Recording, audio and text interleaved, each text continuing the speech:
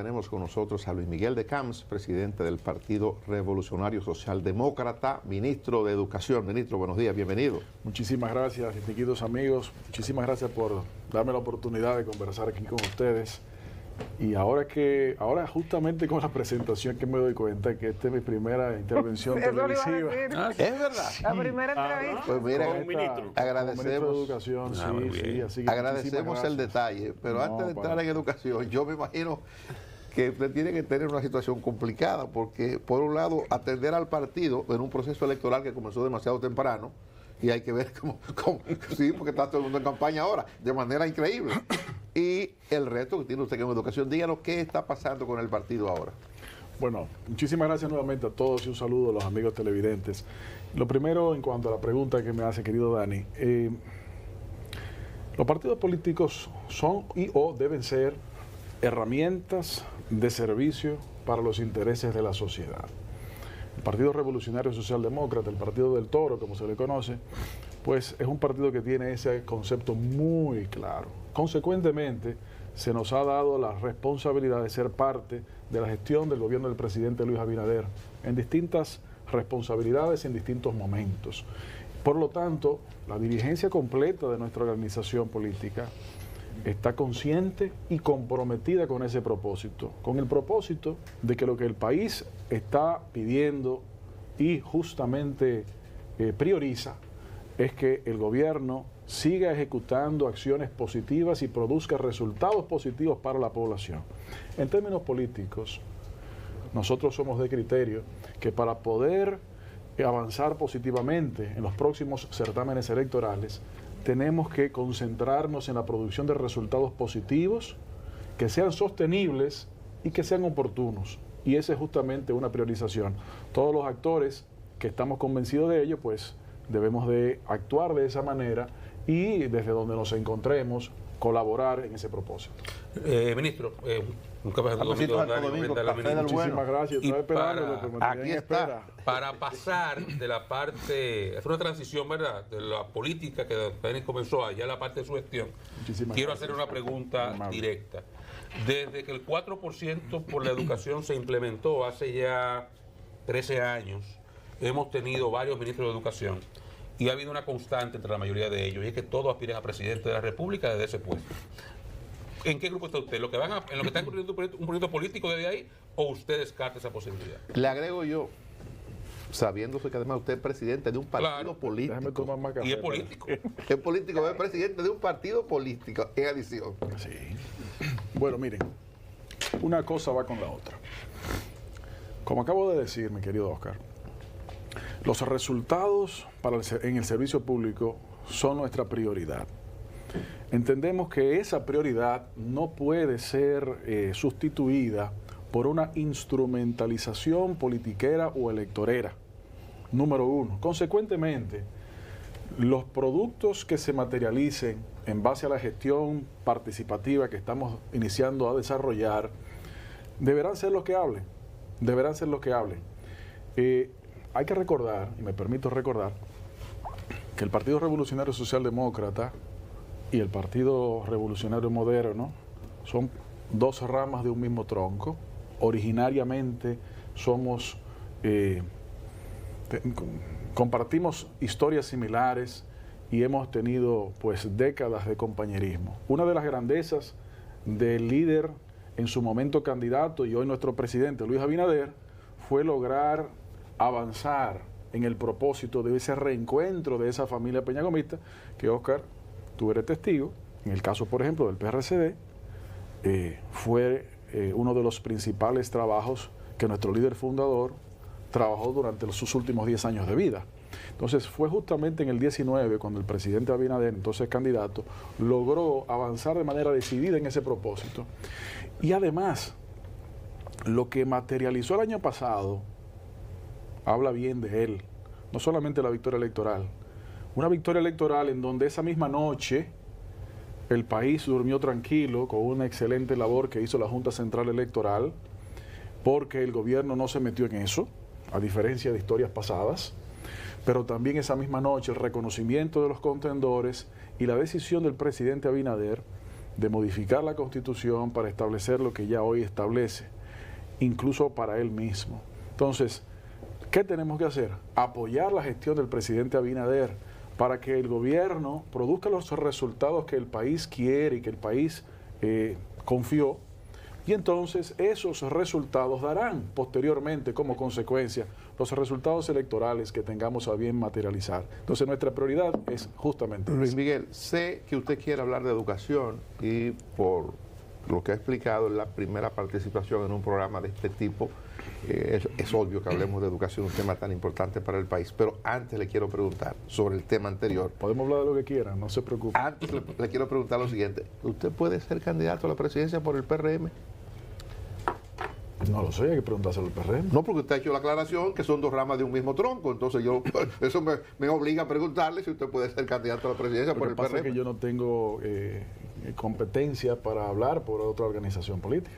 A pesar de que son dos ramas del mismo tronco. A pesar, porque yo soy muy respetuoso de las responsabilidades y competencias institucionales. Cuéntanos de educación, ¿cómo andamos con educación?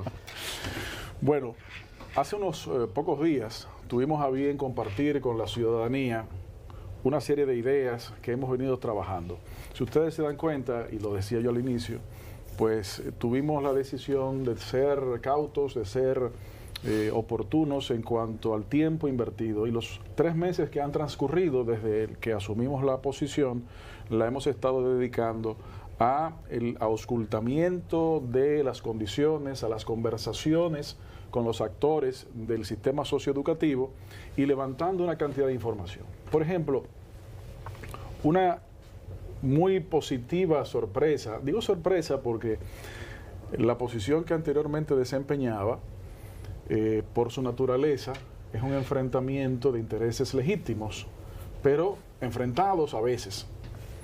En esta materia, la sorpresa positiva ha sido que he logrado identificar una coincidencia prácticamente total de todos los actores socioeducativos protagónicos, así como también de la sociedad en sentido general, de que debemos avanzar más ágilmente en el propósito de una mejora de la calidad educativa. Con esa base de sustentación fundamental, sobre esa zapata se pueden construir muchas cosas. Es por eso que hemos mencionado que la gestión que estamos iniciando a desarrollar está sustentada en 5 pilares fundamentales: los estudiantes, los maestros, las madres y los padres, las familias, los actores de la sociedad civil educativa y los miembros del sector público relacionados con la materia, fundamentalmente del Ministerio de Educación. Esas áreas, esos 5 pilares, debemos de trabajar de manera unificada. Por eso, la actividad que comentábamos y realizamos hace unos días tenía el propósito fundamental de dar una serie de informaciones para que la población tuviese, y sobre todo esos 5 pilares, tenga las herramientas de conocimiento e invitar a los medios de comunicación, a los actores que generan opinión pública y que conocen, a veces más que otros, de muchos detalles. No me estoy riendo al mirar a Dani por casualidad, pueda también conocer cuáles son los pasos que se han dado, cuáles son los pasos que se deben dar. En ese propósito, reitero, aspiramos a una cogestión en la medida de lo posible e integrar a los miembros de los sectores de comunicación a que sean también copartícipes. Segundo, evidentemente hay una serie de elementos prioritarios, la cantidad de cosas que se han hecho positivas y que se deben seguir fortaleciendo, pero también otras que se deben de generar son muchas. Como decía Oscar, el país se dio a sí mismo hace ya 13 años un pacto por la educación. Ahora lo que queremos es... El pacto es reciente, el pacto del 15, si no me equivoco. Creo que sí, creo que el 14. 4%, sí, desde el 10, exactamente. Bueno, ese pacto de 2014, efectivamente, tiene ya casi 11 años. Ese pacto se lo dio el país a sí mismo. Las fuerzas políticas de todos los colores, las fuerzas de sociedad civil que fueron muy fundamentales en las movilizaciones sociales, los maestros, los estudiantes, todo el mundo estuvo de acuerdo ahí. ¿Qué es lo que hemos querido traer? Bueno, vamos a ese mismo pacto, vamos a reasumir, a relanzar los compromisos que hemos todos los sectores asumido allí y refortalecer a cada uno de los actores y de los sectores para cumplir esos compromisos, que no sea solamente algo que se revise cada cierto tiempo, porque la verdad es que se ha avanzado, pero también la verdad es que falta por avanzar y tal vez se debe avanzar de manera más ágil. Perdone, ¿cómo hacerlo, Luis Miguel? ¿Pudiéramos volver de nuevo o ir al CES, al Consejo Económico y Social, para replantearnos cumplir con el pacto? ¿O habría alguna manera de darle seguimiento a ese compromiso que ya se hizo? Efectivamente no planteamos. Primero, el CES tiene y se reúne cada 4 o 5 meses en darle seguimiento a ello. Nosotros no planteamos la generación de un pacto nuevo. Nosotros planteamos asumir ese que el país tiene y asumirlo. Entonces, ¿cómo? Precisamente. No se ha cumplido nada, tengo entendido. No, se ha cumplido muchas cosas. Se ha cumplido muchas cosas, pero tal vez no se ha logrado los resultados en los tiempos que la sociedad se planteó en su momento determinado. Pero se ha avanzado. Pero falta por avanzar. Y lo que queremos es acelerar esos avances de manera participativa. Entonces, ¿cómo hacerlo? Evidentemente, al Ministerio de Educación le corresponde el liderazgo de la materialización. Por eso es que insistimos que la gestión tiene que ser abierta y participativa, para que todos los actores se empoderen. Por ejemplo, nosotros queremos relanzar la escuela de directores de centros educativos. ¿Por qué? Porque cuando usted tiene un director de centro educativo con las competencias no solamente pedagógicas, sino de gestión, sobre todo en una institución tan grande como el Ministerio de Educación, con fondos descentralizados que deben de fortalecerse su transparencia, los chicos, las chicas, los estudiantes se benefician, pero también se benefician los docentes, también se benefician los maestros. Otro ejemplo de empoderamiento. Queremos empoderar aún más a la Asociación de Madres y Padres Amigos de la Escuela, porque el proceso educativo no es exclusivo de la escuela. Comienza en la casa, sigue en la escuela y termina en la casa. En parte por ello es que planteamos justamente nuestro propósito de presentar al Consejo Nacional de Educación la materia de moral y cívica, que no es una rememoranza nostálgica, sino que es un aporte necesario a nuestro criterio y me parece que en términos generales de los actores de la sociedad, en lo importante de retomar una formación en valores, porque la escuela no es solamente un espacio de conocimiento, de donde se intercambia conocimiento, sino también donde se forman personas. Y más en los plazos de áreas, de tandas extendidas. ¿Qué por ciento del contenido de la vieja cartilla de moral y cívica se va a reincorporar a la currícula? Bueno, un par de precisiones allí. En primer lugar, hace ya muchos años se tomó la decisión de que los contenidos de moral y cívica se implementaran de manera transversal. Por lo tanto, en términos estrictamente técnicos, se han estado implementando. Sin desmedro de eso, nosotros lo que proponemos es que eso se siga implementando, pero adicionalmente a ello, haya una materia especializada al respecto. El detalle del porcentaje, eso todavía está en proceso, porque hay que destacar que el año escolar está prácticamente a 2 meses de iniciar. Termina esta semana, por cierto, y está a 2 meses de iniciar prácticamente. Entonces, nosotros tenemos que saber que el proceso de implementación será por etapas y será programado para también no despertar contrariedades innecesarias. Pero justamente en el día de mañana, que es martes, aunque quienes vean esto en YouTube después... lo vean hoy. Hoy lo verán, hoy mismo lo verán. En vivo. O después en YouTube lo vean también. Está bien. Mañana, que es martes, hay una convocatoria del Consejo Nacional de Educación en donde vamos a presentar allí y a proponer el abordaje inicial, los contenidos iniciales, para poder entonces aprovecharlo. ¿Qué no debe faltar? Bueno, primero, no es una rememoranza y es una repetición. Tiene que ser también una adecuación a los tiempos. Claro. Por un lado, tenemos que tomar en cuenta todo lo que es formación de nuestra Constitución, de nacionalidad, de país, fortalecer el patriotismo, los conocimientos de los derechos constitucionales y de las obligaciones constitucionales. Pero que por fin se va a enseñar la Constitución en la escuela. Esa es parte del Luego de muchos años de pedirlo, a Don Milton Rice se le quemó la garganta. Eso es parte del propósito, efectivamente. Como hemos dicho, tenemos que ir avanzando. ¿Por qué lo destaco, Oscar? Porque meternos ahora a hacer para 2 meses una modificación curricular profunda cuando hace menos de 2 años que se produjo una completa no es lo recomendable. Pero hemos identificado una manera mediante la cual podemos establecer la materia de manera específica dentro de ciertos cánones de la currícula que existe, pero igual, de manera obligatoria y con nota, que también es importante. Entonces, eso tiene que estar incluido allí. También proponemos que esté incluido allí, obviamente en los niveles apropiados y con la forma apropiada, educación en temas medioambientales, que es importante también. Sí. Y algo que ustedes mismos se lo han hablado en múltiples oportunidades, también en los momentos apropiados,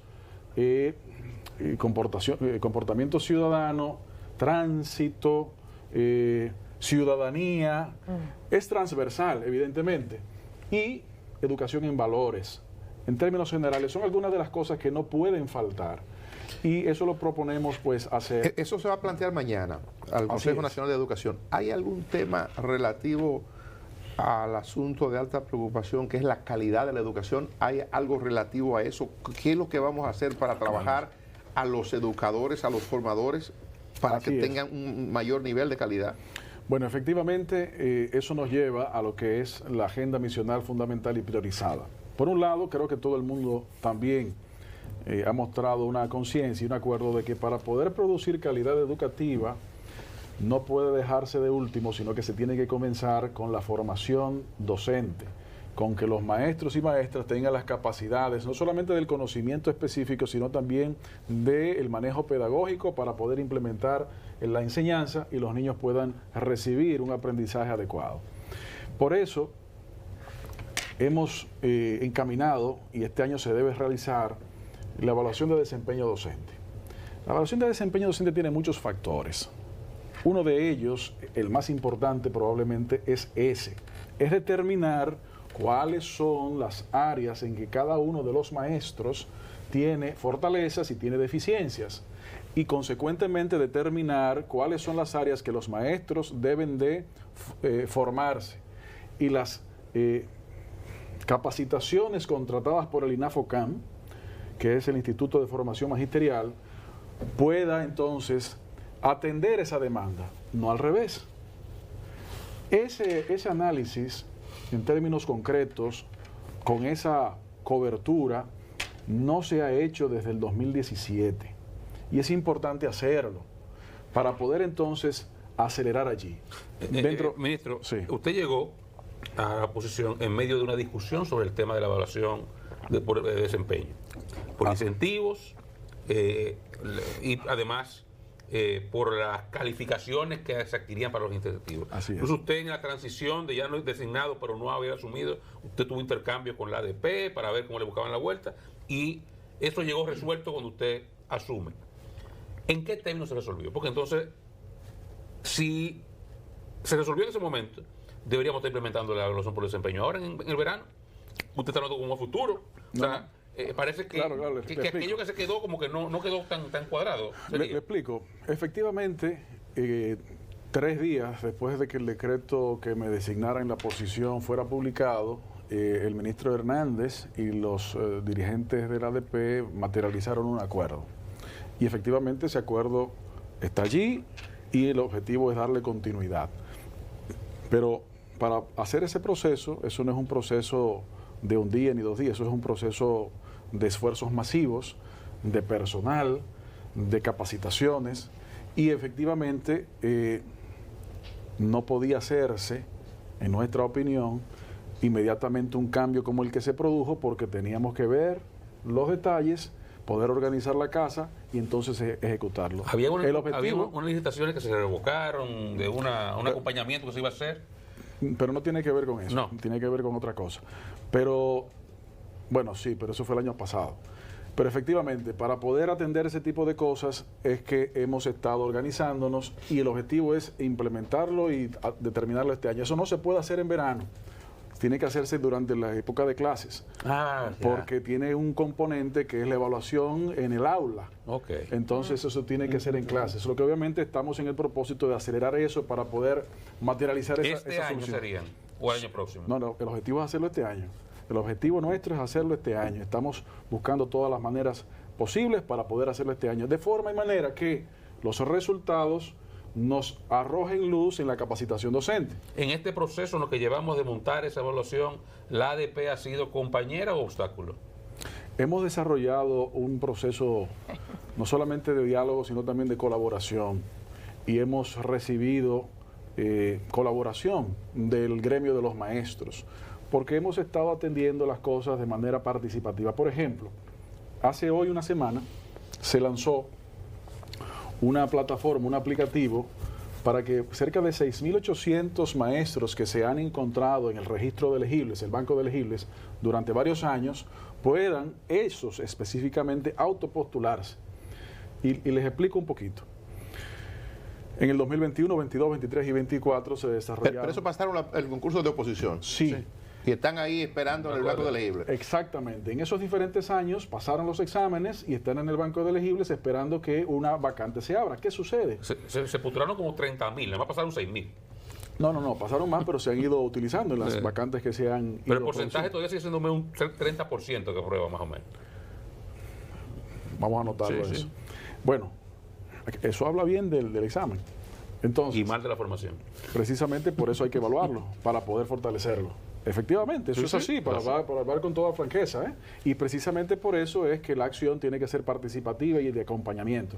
Entonces, lo que se estuvo haciendo en los años anteriores fue convocar concursos de oposición sin atender primero o tratar de buscar todas las maneras posibles de atender primero los actores que se han encontrado en el registro banco de elegibles. Lo que hemos nosotros ahora hecho es priorizar a esos docentes que pasaron los exámenes y que han estado esperando. Evidentemente, depende de las realidades de las vacantes que se van presentando, y una vez estos sean atendidos en la medida de lo posible, entonces abordaremos el otro elemento. Y sobre todo, discúlpeme, y usted me corregirá si estoy equivocado, el elemento de ubicación geográfica y el tipo de asignatura, las competencias. Correctamente. Porque lo de ciencia, para estar en el interior, son cada vez menos. No, y le voy a poner un ejemplo. Dentro de ese registro de elegibles, un número muy importante tiene que ver con psicología. Y las vacantes en materia de psicología son menores que en otras materias La mencionadas. matemática que estamos buscando. Bueno, se está buscando de todo. La matemática en el piña. Pero en definitiva hay Pero perdón, ese ministro, proceso. no, pero perdóneme, es un tema complicado, pero que hay que atenderlo. O sea, viendo eso, el Ministerio de Educación y NAFOCAN, ¿qué hacen para darle respuesta a eso? Si hay escasez de maestros para psicología, si hay escasez de maestros para matemáticas. No, para psicología no hay. No hay escasez de maestros. No, pues eso O sea, es la fácil. pero en las áreas, digo, y en las áreas donde hay escasez, Exacto. ¿cómo manejarlo? ¿Qué hacen ustedes? Efectivamente, ese es el punto. Por eso, la combinación de la evaluación de desempeño docente, la combinación de los procesos de seguimiento al desempeño de los maestros, de las necesidades del desempeño de los estudiantes, se deben alinear, conversar entre sí, y entonces el ministerio decirle a INAFOCAN: necesitamos formaciones en esta materia. Claro. Vamos a procurarlo ante los proveedores que tienen las capacidades misionales de hacerlo.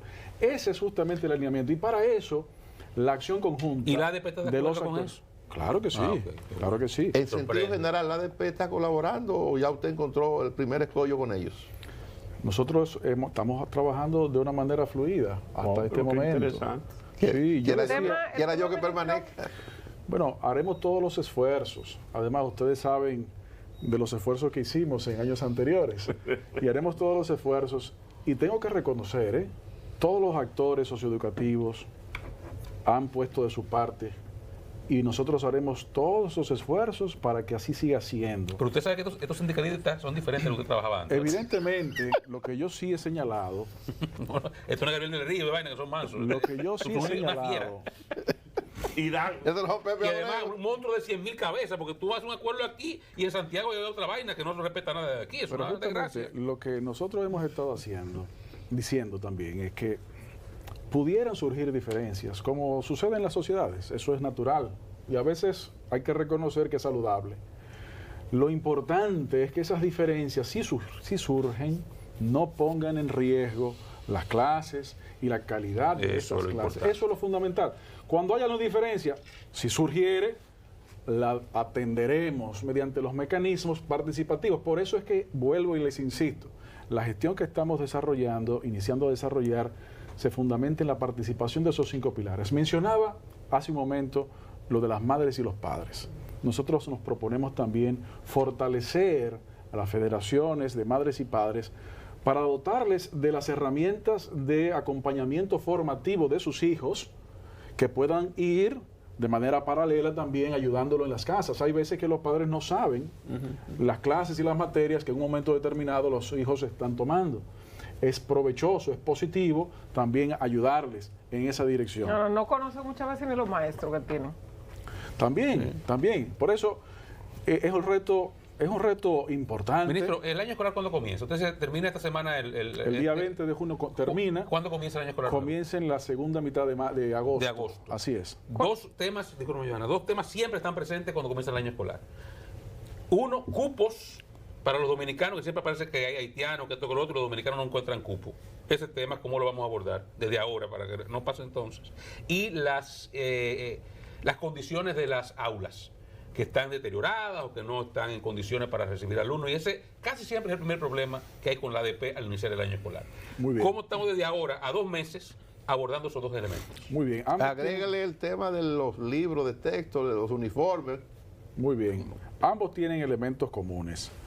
El que destaco primero es el elemento de infraestructura, de aulas. El presidente Abinader, hace un año, en junio del año pasado, emitió un decreto ordenando la desconcentración de la Dirección de Infraestructura Escolar. Fue justamente a la entrada nuestra que materializamos esa decisión presidencial en aproximadamente un mes. Es decir, que a partir de abril de este año existe una Dirección de Infraestructura Escolar como unidad ejecutora que antes no existía. Eso se ha hecho con el objetivo de que haya una mayor agilidad en la atención a los temas de infraestructura. Como decía yo la semana pasada, zapatero a su zapato. Entonces, la Dirección de Infraestructura Escolar ha desarrollado un plan de abordaje que le llaman de abordaje 24/7, justamente acelerándose en este proceso de vacaciones de verano para poder generar la mayor cantidad de aulas posibles. Punto y aparte. Dicho todo lo anterior, y debí comenzar por aquí, evidentemente a los ciudadanos dominicanos se les debe garantizar los cupos en cualquier parte del país.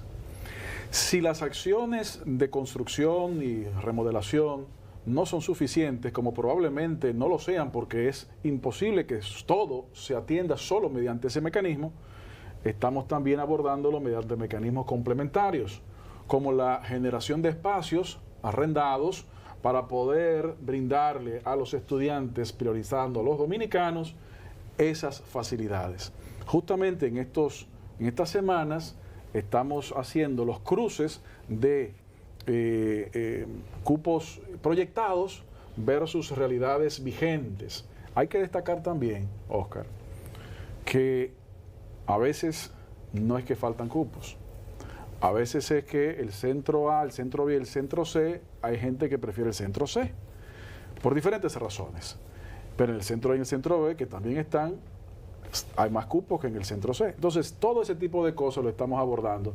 Pretendemos darle facilidades de conocimiento a la ciudadanía que les permita utilizarlo y saberlo. Yo creo que ahí también es un valor importante en donde la participación de ustedes como medios de comunicación junto con los 5 pilares, en donde la información fluya, porque si yo tengo 10 elementos de información y tú tienes 7, tal vez estamos de acuerdo, pero tú en base a 7 que vas a pensar y decidir. Entonces, para mí es importante que tú tengas los 10 y que la población tenga todos los conocimientos para entonces que se sepan que el problema se está atendiendo y cómo se debe abordar. El compromiso es justamente que los cupos sean atendidos, priorizando efectivamente a los ciudadanos dominicanos. ¿Tendremos libros, tendremos uniformes para el inicio?